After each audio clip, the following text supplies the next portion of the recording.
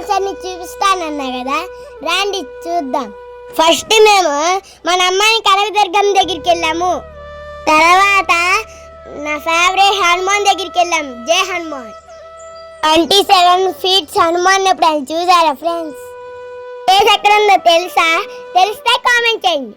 చూశారు కదా స్వామివారి వాహనాలు ఎంత బాగున్నాయో. ఈ వీటి మీద వెంకటేశ్వర స్వామిని ఊరేగిస్తారంట. ఈ టెంపుల్ వెంకటపాలలో ఉండిద్ది, అందరు చూడండి. వేలుకొండవాడ వెంకటరమణ గోవింద గోవింద. అన్నీ నేనే చెప్పాలా? మన ఫాలోవర్స్ కోసం నువ్వు కూడా ఏదో ఒకటి చెప్పచ్చా? Hi to everyone. పాపం మా బామ్మర్ది గారికి నోరు నొప్పి వచ్చినట్టుంది, చిన్నపిల్లాడు కదా.